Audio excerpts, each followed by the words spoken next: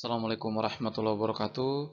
Kita masih melanjutkan membahas tentang metode segitiga, di mana di video sebelumnya ya kita sudah membahas kalau ada vektor A seperti ini, vektor B seperti ini.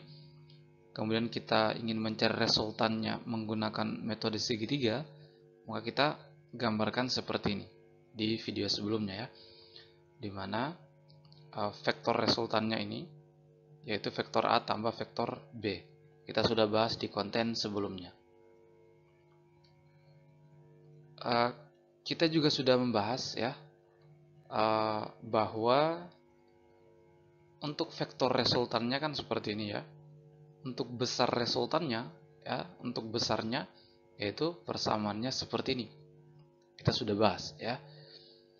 Nah, sebenarnya ya cara menentukan besar resultan menggunakan cara seperti ini, cara ini ya. Ini lebih tepat digunakan ya, lebih tepat digunakan pada metode jajar genjang. Ya, sekali lagi cara mencari resultan seperti ini sehingga mendapatkan persamaan ini ya, ini lebih tepat digunakan ya pada metode jajar genjang. Maka persamaan ini nanti kita akan dapatkan lagi ya, cara mencari resultan vektor dengan cara seperti ini nanti kita akan dapatkan lagi di metode jajar genjang. Nah, cara apa? Cara apa yang tepat untuk metode segitiga? Nah, ini kita akan bahas ya. Cara yang paling tepat untuk mencari persamaan resultan vektor, besar resultan vektor pada metode segitiga. Dan tentunya hasilnya nanti akan sama dengan ini. Jadi persamaan resultan vektor yang akan kita bahas ini akan sama dengan ini.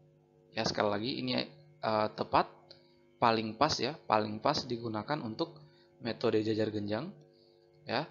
Nah, untuk metode segitiga kita akan gunakan cara yang akan kita bahas ini. Tapi nanti hasilnya akan sama kok dengan ini ya.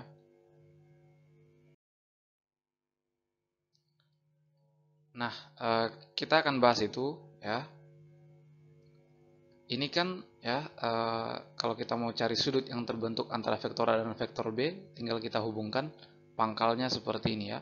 Inilah sudut yang terbentuk antara vektor A dan vektor B. Atau bisa juga kita pasang garis bantu di sini, kita tuliskan theta di sini ya, sama ya.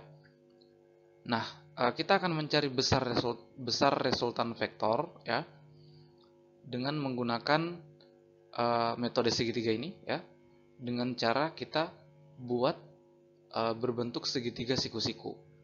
Caranya kita tambah lagi garis bantu di sini ke atas, maka ini berbentuk segitiga siku-siku. Siku-sikunya di sini, sudut 90 derajatnya di sini. Seperti itu kan?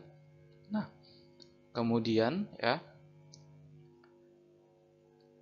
kita misalkan panjang garis ini adalah C, panjang garis ini yang tegak ini adalah D, ya. Nah, berdasarkan teorema Pitagoras ya, berdasarkan teorema Pitagoras pada segitiga siku-siku ya, bahwa kuadrat sisi miring ini ya, ini sisi miringnya ya, R kuadrat, sisi miring ini kan R ya, R kuadrat sama dengan jumlah kuadrat dari sisi-sisinya. Jadi panjang ini kan perhatikan segitiga ini ya, segitiga siku-siku ini. Sisi miring dikuadratkan sama dengan sisi ini, panjang sisi ini dikuadratkan tambah panjang sisi ini juga dikuadratkan. Seperti itu kan? Panjang sisi ini ya adalah A tambah C. Ya kan? Panjang sisi ini adalah A tambah C. Jadi A tambah C kuadrat, panjang sisi ini dikuadratkan tambah panjang sisi ini juga dikuadratkan. Kalau kita menggunakan teorema Pitagoras maka akan dipenuhi seperti ini, ya kan? Nah, kita mencari A dan D, mencari C dan D ini. Caranya, kalau kita cari sinus theta, ya perhatikan segitiga ini, segitiga siku-siku yang ini, ya. Sinus theta adalah sisi depan per sisi miring, D per B, ya kan? Maka D sama dengan B kali sinus theta, ya. Berikutnya untuk cos theta sisi apit bagi sisi miring, sisi apitnya adalah C, sisi miringnya adalah B, maka C adalah B cos theta. Ya, C sama dengan B cos theta. Nah, nilai D dan C ini kita masukkan ke sini, ya.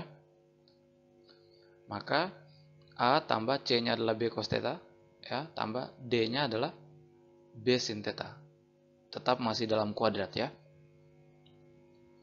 Maka kalau ini kita kuadratkan, ya, A tambah B cos theta ini dikuadratkan, hasilnya A kuadrat tambah B kuadrat cos kuadrat theta tambah 2AB cos theta. Ya kan? A dikuadratkan tambah B cos theta dikuadratkan, hasilnya ini tambah 2 kali B kali A cos theta, 2 kali A kali B cos theta, hasilnya 2AB cos theta. Ya. Itu salah satu trik untuk melakukan perkalian kuadrat yang dua suku seperti ini ya. Tambah B sin theta dikuadratkan, yaitu B kuadrat sin kuadrat theta. Ya, jadi ini kita kuadratkan semua hasilnya ini ya. Nah, A kuadrat tambah, kita lihat ini ada B kuadrat, di sini juga ada B kuadrat, maka bisa kita faktorkan seperti ini. B kuadrat dalam kurung cos kuadrat theta tambah sin kuadrat theta. Ya kan, karena ini kan kalau kita kali masuk, hasilnya sama seperti ini lagi ya. Jadi ini B kuadrat kita faktorkan jadi cos B kuadrat dalam kurung cos kuadrat theta tambah sin kuadrat theta. Ya kan? Tambah sisanya 2AB cos theta. Maka ini menjadi A kuadrat tambah, nah, cos kuadrat theta tambah sin kuadrat theta ini kita pernah bahas di video yang lain, bahwa cos kuadrat theta tambah sin kuadrat theta hasilnya sama dengan 1 ya. Maka cos kuadrat tambah sin kuadrat theta hasilnya 1, B kuadrat kali 1 ya B kuadrat, tambah sisanya 2AB cos theta. Maka R besar resultannya adalah akar kuadrat dari ini, A kuadrat tambah B kuadrat tambah 2AB cos theta. Hasilnya sama kan dengan menggunakan cara yang sebelumnya kita pernah bahas. Sekali lagi, cara mencari resultan vektor yang persamaannya hasilnya ini juga ya. Cara mencari resultan vektor seperti itu ya, itu paling pas digunakan ya pada metode jajar genjang. Kalau pada metode segitiga cocok digunakan seperti ini ya, seperti ini. Ya. Oke. Berikutnya kita akan bahas metode yang lain ya. Oke.